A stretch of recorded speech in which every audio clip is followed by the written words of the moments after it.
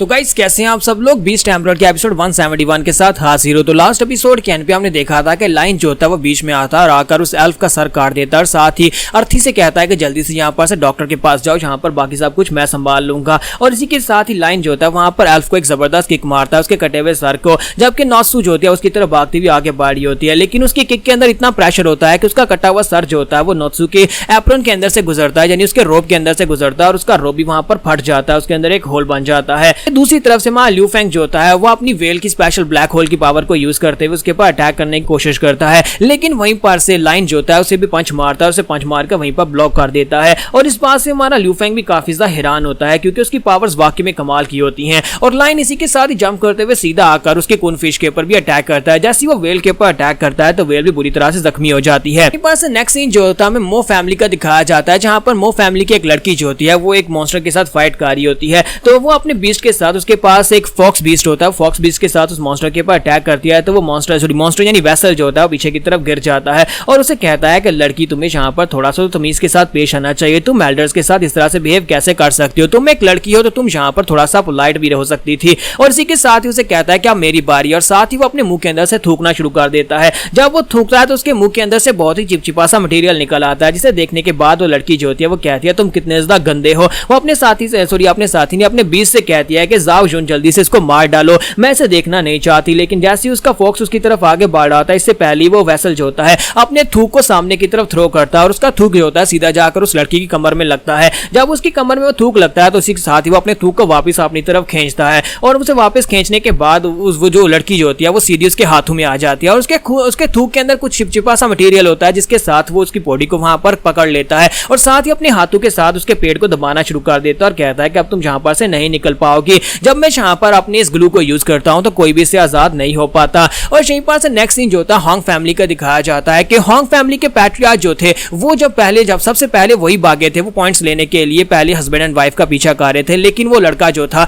जो वेसल था उसने अपने साइज को बहुत ज्यादा बड़ा कर लिया था और वो उनके बड़े किंग कॉन्ग मंकी से फाइट कर रहा था। तो इसी के साथ ही अब वो जहां पर उसके ऊपर अटैक कर रहा था, यानी बीस्ट टेमर के ऊपर मास्टर होंग के ऊपर अटैक कर रहा था, उसे लगता है कि मास्टर होंग कमजोर हैं। ये बात वाकई में सच होती है कि एक टेमर जो होता है वो इतना स्ट्रॉन्गर नहीं होता और बीस्ट जो होता है हमेशा अपने टेमर की रक्षा करता है। तो पत्थर उठाकर मास्टर होंग के ऊपर फेंक रहा होता है, लेकिन उसका जो किंग कॉन्ग होता है वो उसके सामने शील्ड बनाकर अपने हाथ करता है या अपनी बॉडी के हिसाब से प्रोटेक्ट करता है। उस जाइंट वेसल के साथ एक लड़की होती है, वो उसे कहती है कि तुम अकेले यहाँ पर सारा मजा कैसे ले सकते हो, मुझे भी यहाँ पर मजा करने दो। और इसी के साथ ही वो अपने बाजू को सामने करती है तो उसके पास शायद यहाँ पर चॉप की पावर है, वो अपने बाजू को अपनी बॉडी से काट के अलग कर देती है और उसका बाजू जो होता है सीधा उड़ता हुआ आगे बढ़ता है। तो मंकी जो होता है यानी बड़ा किंग कॉन्ग जो होता है उसके बाजू को भी अपने बाजू के साथ ब्लॉक करता है, लेकिन क्योंकि वो यहाँ पर फ्रीली अपने बाजू को कंट्रोल कर सकती है तो वो अपने बाजू को कंट्रोल करते हुए उसके बाजू के पीछे ले जाती है और वो उड़ता हुआ सीधा जाकर मास्टर होंग के मुंह पर लगता है। तो वो एक पंची की तरह उसे यूज कर रही होती है और मास्टर होंग जो होते हैं वो उड़ते हुए पीछे जाकर गिरते हैं और बुरी तरह जख्मी हो जाते हैं। तो लड़की हंसना शुरू कर देती है और कहती है कि तुम यहाँ पर मेरे अटैक से तो बिल्कुल भी नहीं बच पाओगे, तुम मेरे हाथ को ब्लॉक नहीं कर सकते। तो मास्टर होंग जो होते हैं वो ग्राउंड के ऊपर गिरे पड़े होते हैं, जबकि उसका मंकी जो होता है वहां पर बहुत ज्यादा गुस्सा हो रहा होता है।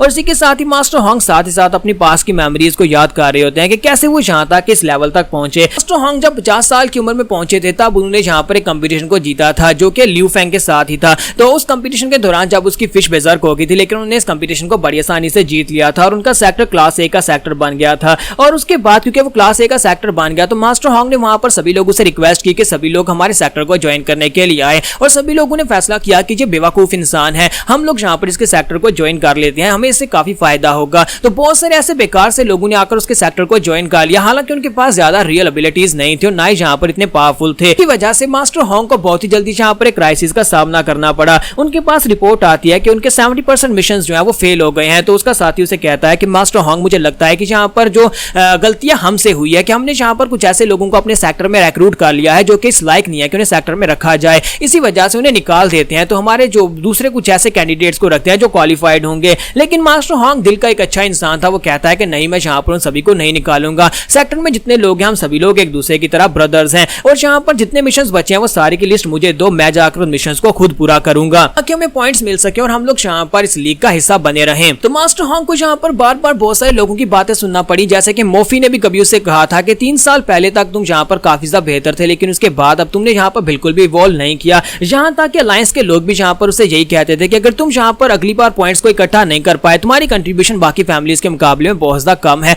अगर तुम यहाँ पर एलीट क्लास में रहना जाना चाहते हो तो फिर तुम्हें यहाँ पर पॉइंट्स इकट्ठा करने पड़ेंगे। तो मास्टर होंग को कहीं ना कहीं खुद भी ये बात पता होती है कि लास्ट कंपटीशन के दौरान जब वो सेक्टर ए में प्रमोट हुए थे वहां पर लिंग जाओ क्लैन का जो मास्टर लिंग जाओ था, अगर उसकी फिश जो थी वो ज़ोंबीफाइड नहीं होती तो कभी भी वो इस मैच को जीत नहीं पाते और कभी भी क्लास ए में नहीं पहुंच पाते। लेकिन अब जबकि वो क्लास ए में पहुंच चुके थे तो उन्हें यहाँ पर क्लास ए के स्टेटस को बनाए रखने के लिए खुद बहुत ज्यादा मेहनत करना पड़ी और ना ही वो अपने सेक्टर में से किसी को निकालना चाहते थे। उनका सेक्टर जो वो डिमोट होने के बहुत ज्यादा करीब था, लेकिन इसी के साथ उन्हें यहाँ पर लायंस की तरफ से एक मिशन मिलता है कि उन्हें यहाँ पर 4 फैमिलीज के साथ मिलकर वेसल्स के डेमी गार्ड को मारने के लिए जाना है। तो उन्होंने इस मिशन को एक्सेप्ट कर लिया और कहा कि मैं इस मिशन को एक्सेप्ट करूंगा ताकि मैं वहां पर जाकर पॉइंट्स हासिल कर सकूं। अगर मैं वेसल्स को मारकर पॉइंट हासिल करता हूं तो फिर अगले कुछ सालों तक मुझे अपनी फैमिली यानी मुझे अपने सेक्टर के लोगों के लिए परेशान होने की जरूरत नहीं है। हमारे सेक्टर में बहुत सारे ऐसे लोग हैं जो कि खाना खाने का इंतजार कर रहे हैं और मैं जाकर उनके लिए पॉइंट्स लेकर आऊंगा ताकि अगले कुछ सालों तक उन सभी को खाना खिलाया जा सके। और इस सब में मास्टर होंग का जो इनका किंग कॉन्ग होता है उसने उनका बहुत ज्यादा साथ दिया होता है। तो बैटल का सीन दिखाते हैं जहां पर किंग कॉन्ग जो होता है मास्टर होंग को फिर से उठाकर अपने कंधे के ऊपर बिठा लेता है, जबकि दूसरी तरफ से जाइंट वेसल जो होता है उसे कहता है कि तुम्हारा मूव काफी ज्यादा अच्छा है कि तुमने यहाँ पर अपने मास्टर को उठाकर अपने कंधे पर बिठा लिया,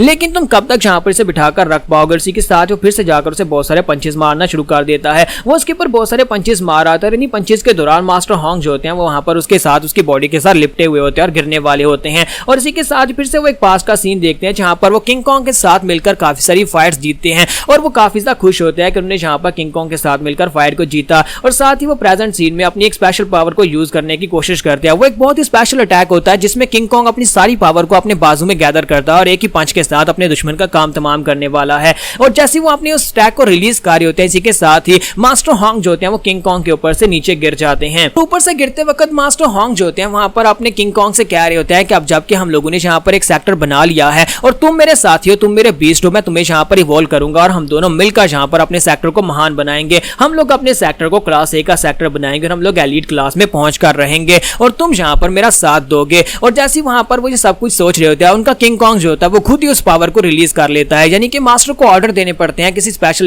स्पेशल पावर को यूज करने के लिए। लेकिन उनका जो किंग कॉन्ग होता है वो अपने पंच में पावर्स को रिलीज करने के बाद उस जाइंट लड़के के पेट में एक जबरदस्त पंच दे मारता है। वो पंच इतना ज्यादा पावरफुल होता है कि एक ही पंच के साथ वो अपनी सामने वाले लड़के को बुरी तरह जख्मी कर देता है। अब यहाँ पर किंग कॉन्ग अपने पास का एक सीन देखता है जहाँ पर वो एक बच्चा था और पहली बार यहाँ पर इन दोनों ने अपनी पहली बैटल को जीता था और दोनों वहां पर काफी ज्यादा खुश होते हैं। तो मास्टर होंग उसे कहता है कि अब जबकि हमने यहाँ पर अपनी पहली बैटल को जीत लिया है तो तुम्हें बहुत ज्यादा मजा आया होगा। हम लोग कैसे आगे बहुत सारी बैटल्स को जीतेंगे और देखना एक दिन हम दोनों टॉप लेवल पर पहुंच जाएंगे और साथ ही जब अगली बार हम लोग किसी फाइट को जीतेंगे उस वक्त ये खुशी 1000 गुना ज्यादा बढ़ जाएगी। और साथ ही मास्टर होंग वहां पर ग्राउंड के ऊपर गिर जाते हैं लेकिन वो मुस्कुरा रहे होते हैं और यहाँ पर हमारी एपिसोड 171 का एंड हो जाता है। तो नेक्स्ट एपिसोड में देखेंगे कि इस बैटल का अंत कैसे होगा, क्या ये सभी लोग अपनी इस बैटल को इतनी आसानी से जीत पाएंगे क्योंकि वेसल्स पूरी तैयारी करके यहाँ पर आए हैं।